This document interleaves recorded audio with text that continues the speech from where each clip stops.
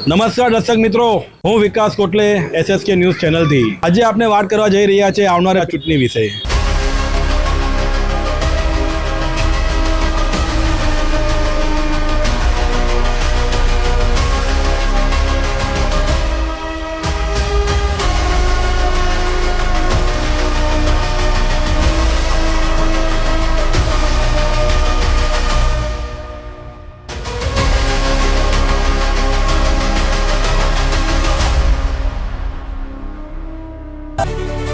સુરતમાં સ્થાનિક સ્વરાજ્યની ચૂંટણીનો પ્રચાર પૂરજોશમાં ચાલી રહ્યો છે, ત્યારે આમ આદમી પાર્ટીના વોર્ડ નંબર 23ના ઉમેદવાર રેશમાબેન મહાજનને પ્રજાનો સારો પ્રતિસાદ મળી રહ્યો છે।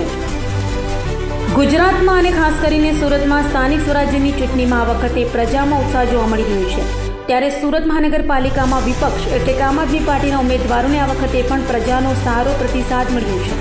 ગત વખતે 27 બેઠકો પર આપ દ્વારા સુરતમાં વિજય મેળવ્યો હતો, ત્યારે આ વખતે પણ આપના ઉમેદવારોને પ્રજાનો સારો પ્રતિસાદ મળી રહ્યો છે। તો સુરતના વોર્ડ નંબર 23ના આમ આદમી પાર્ટીના ઉમેદવાર રેશમાબેન રાહુલભાઈ મહાજનને પ્રજાનો સારો પ્રતિસાદ મળી રહ્યો છે, ત્યારે તેમણે SSK ન્યૂઝ સાથે વાત કરી હતી। મારું નામ એડવોકેટ રેશમા રાહુલ મહાજન છે। હું વોર્ડ નંબર 23 બમરોલી ઉધના ઉત્તરથી આમ આદમી પાર્ટીમાંથી ઉમેદવારી કરી રહી છું। સુરતમાં આપના ઉમેદવારોનો કેવી પ્રતિસાદ મળી રહ્યો છે? હવે અમે જઈએ છીએ તો સુરતમાં જનતાનો બહુ સારો એવો અભૂતપૂર્વ પ્રતિસાદ મળી રહ્યો છે। હવે જોવા જઈએ તો અમે ઘરે ઘરે ડોર ટુ ડોર જઈએ છીએ, લોકો અમને સામેથી બોલાવે છે, અમારું સ્વાગત કરે છે, લોકો અમને કહે છે કે અમે આ પરંપરાગત રાજકારણીથી કંટાળી ગયા છીએ, હવે અમે બદલાવ માંગીએ છીએ, પરિવર્તન માંગીએ છીએ। એટલે એ લોકોને એક આશાનું કિરણ એ છે આમ આદમી પાર્ટી છે। લોકો કહે છે કે આ વખતે તો આમ આદમી પાર્ટીને જ અમે વોટ આપશું। શું આ વખતે આમ આદમી પાર્ટી સુરત મનપાના ચૂંટણીમાં પરિવર્તન લાવશે ખરા? ચોક્કસપણે આ વખતે સુરત મનપામાં આમ આદમી પાર્ટી જ પરિવર્તન લાવશે અને લોકોનો પ્રતિસાદ બી એટલો સારો મળે છે। એ લોકોનો જે ઉત્સાહ અને જોશ છે અમે જોઈએ છે તો એવું લાગે છે કે આ વખતે પરિવર્તન થશે જ। અને એમાં મોસ્ટ ઓફલી જોવા જઈએ તો મધ્યમ વર્ગના અને યુવાઓ જો છે એ અમારી સાથે જોડાય છે અને અમને ઉત્સાહભરી કહીએ છીએ કે હા, આ વખતે તો અમે તમને જ લાવશું। એટલે અમને લાગે છે કે આ વખતે તો મનપામાં થશે જ પરિવર્તન।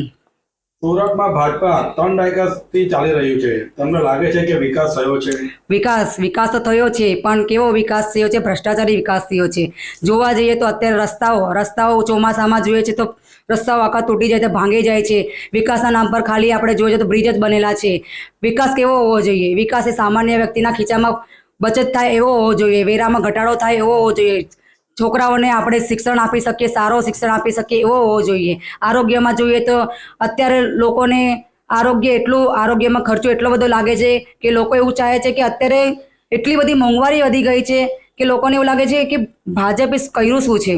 એ લોકો એટલા બધા કંટાળી ગયા છે કે એ કહે છે કે અત્યારે તો આ વખતે આમ આદમી પાર્ટીને જ અમે લાવીને રહીશું।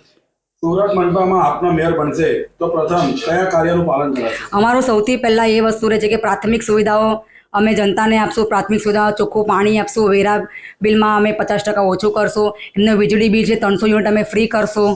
એના પછી છે આરોગ્યની વાત કરીએ તો મોહલ્લા ક્લિનિક દરેક વોર્ડમાં ચાલુ કરશું, એટલે નાની બીમારી માટે સિવિલ સુધી લોકોને પહોંચવું ના પડે।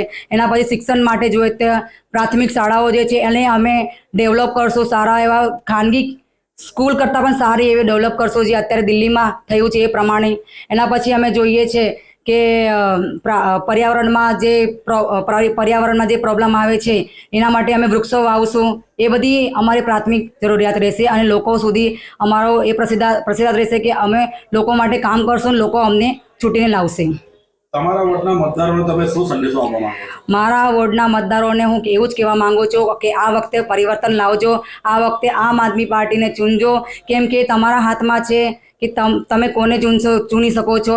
એના પછી હું એ કહેવા માંગુ છું કે લોકોને અત્યારે જાગૃત થઈ ગયા છે, શિક્ષિત થઈ ગયા છે, લોકોને ખબર પડી ગઈ છે કે અત્યારે કોનું રાજકારણ ચાલે છે, રાજનીતિ શું ચાલે છે। એટલે લોકો કહેવા માંગે છે આ વખતે પરિવર્તન કરશો, તો હું તમને એટલું જ કહેવા માંગીશ કે આ વખતે આમ આદમી પાર્ટીને એક તક આપો અને અમને સારા એવા મતથી જીતાડો, એટલે અમે તમારા માટે કામ કરશું, પ્રજા માટે કામ કરશું। જય હિન્દ, જય ભારત।